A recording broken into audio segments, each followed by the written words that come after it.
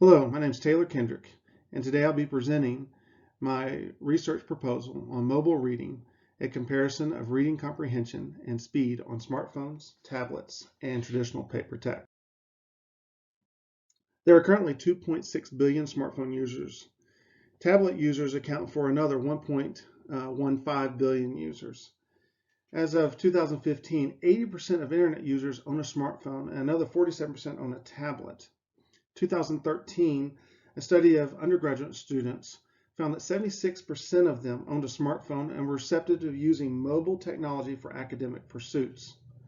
With the introduction of the iPhone and the iPad in 2010 and the touchscreen technology, it revolutionized mobile computing and the e-book industry. Now, many studies have been conducted comparing reading comprehension and speed between paper and the digital text. But at this time, there are no studies that have been completed to address reading comprehension and speed on smartphones. The purpose of this study is to investigate student reading comprehension while using a smartphone versus traditional paper text and tablets in college students, and also to determine the correlation between comprehension and reading speeds while participants engage the various delivery text methods. I have three research questions that I'll be addressing. What is the difference in student reading comprehension scores when using text on smartphones and tablets and traditional paper text? Number two, what is the difference in student reading speed when using an e-text on smartphones and tablets and traditional paper text? And third, what is the relationship between student reading comprehension and reading speed when using e-text on smartphones, tablets, and traditional paper text? In 1978, Project Gutenberg was started, which was to digitalize all books. With the beginning of digitalization of books and reading materials, it created a need to understand the effects of digital text on reading habits, comprehension, reading speeds, and whatever new skills might be needed for this. So there have been studies done over the last 30 plus years, and these studies can be broken down into three different periods. The first period is the printed text versus computer screens. That basically runs from 1988 to 2007. The second period is the printed text versus computer screen versus the e-reader, and it kind of falls within the 2008 to 2012 time period. The third time period kind of overlaps the second period, but it is with the printed text versus the iPad or a mobile computing tablet, any kind of a tablet that is meant for more than just reading, that is meant for, it could use for internet surfacing, sending emails, or even watching multimedia like movies or video clips, stuff like that. And then it goes from 2010 to the present, 2016. Each of these new periods began as a result of a new technology and the adaptation of users by it. And interestingly enough, looking into smartphones and reading comprehension is not so much a new technology, but it's more like using an older technology for a new purpose. Now, in the studies that were done in the very first era, the printed text versus computer screens, many things were shown to contribute to reader experience, speed, and comprehension.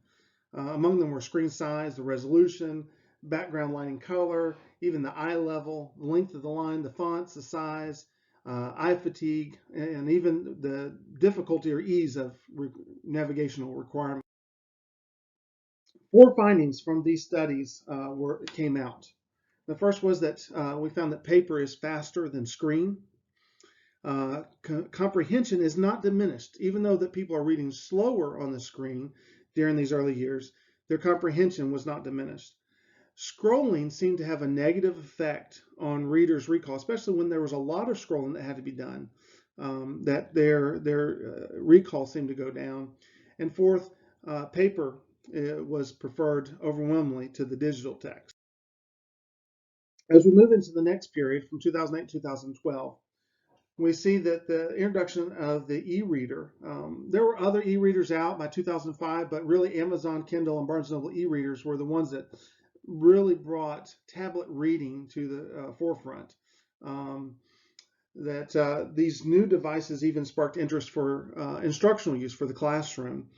But the studies during this time really gave a mixed bag of results. They contradicted previous studies showing that comprehension was suffering with the digital text. It did show that the speeds were still slower. Some of the comprehension issues were thought to be maybe eye fatigue, which led to comprehension loss and concentration. Digital reading speeds, as I said before, continue to be slower than paper during this time. Nielsen did a study in 2010 showing that the Kindle and the iPad were definitely slower by 6.2 and 10.7%. The speed discrepancies were thought maybe caused by user unfamiliarity with the device. And despite slower reading speeds, studies revealed that there was a growing interest in ebooks, and maybe that people were starting to accept this technology.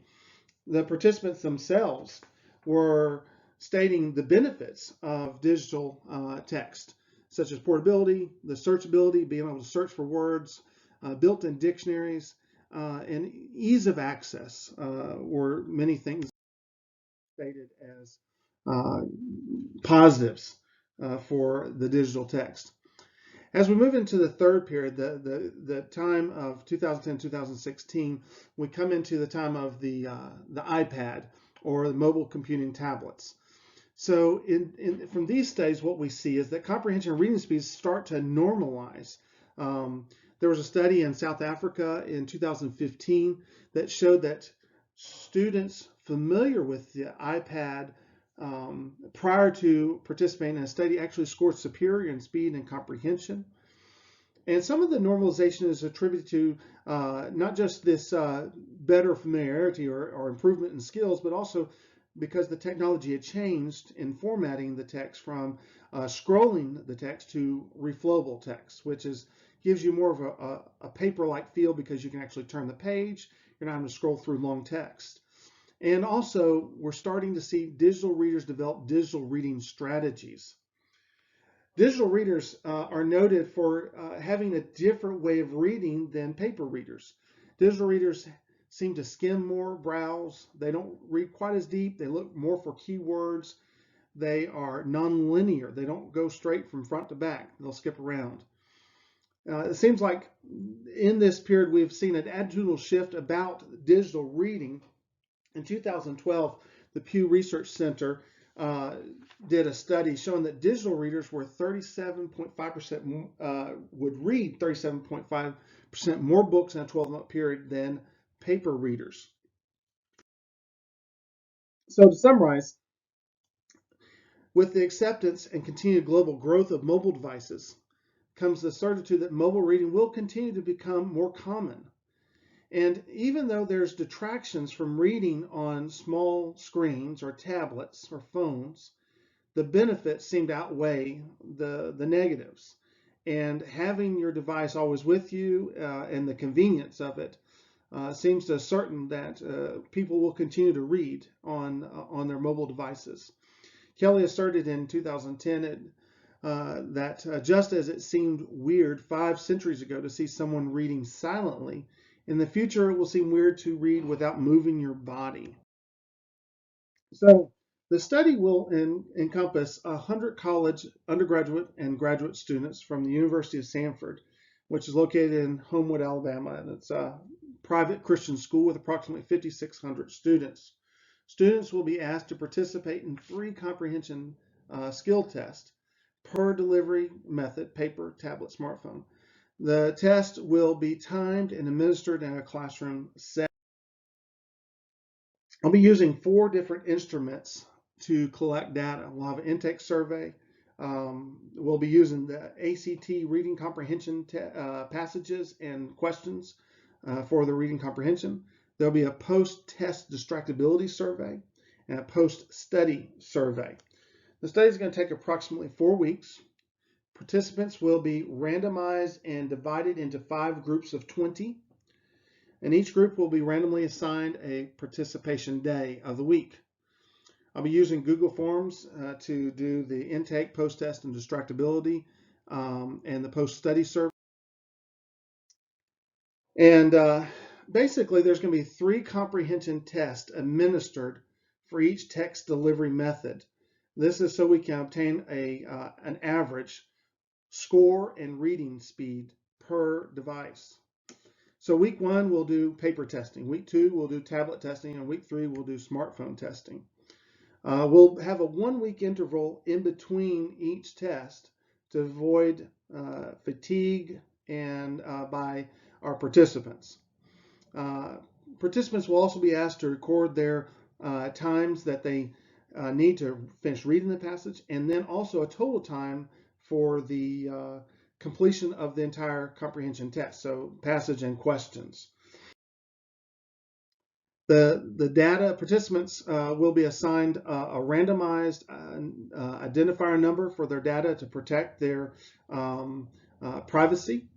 And we're going to be collecting 146 data points from 7 data sources for each participant. As you can see, we're going to have the 3 surveys: intake, distractibility, and post-study.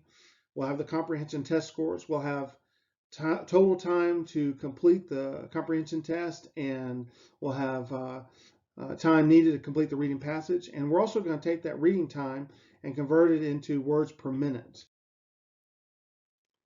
From this data, we're going to have 5 different quantitative data analysis performed. The first thing that we're going to do is take the intake and post-study surveys and do a paired sample t-test. And these data will provide understanding of users' current reading habits, preferences, and perceptions of their performance pre and post test. Second, we're going to average comprehension test scores from each delivery method and compare them using analysis of variance. This data will help us to determine which text delivery method produced the best reading comprehension test results. Third, reading speed data will be converted to words per minute. Now we're doing this so that we get actual reading times for each person, because some passages might be longer or shorter, so we actually have an actual average of how fast this person's reading. And then we'll do analysis of variance on this and compare it between the 3 different delivery methods. This data will help us determine if reading speed is comparative, greater, or reduced between the different methods. Fourth, we'll look at the total time needed to complete reading comprehension tests and average that per delivery method and individual, and then analyze it quantitatively using ANOVA. This data will allow us to better know whether tests delivered digitally via tablet or smartphone are comparative to paper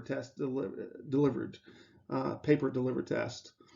Finally, we'll do a Pearson's product moment correlation test to help us understand the relationship between reading comprehension and reading speeds.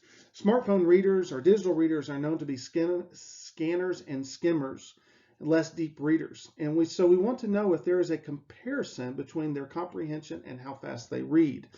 And we're going to compare this to Carver's reading gearing system, which says that learning happens around 300 words per minute.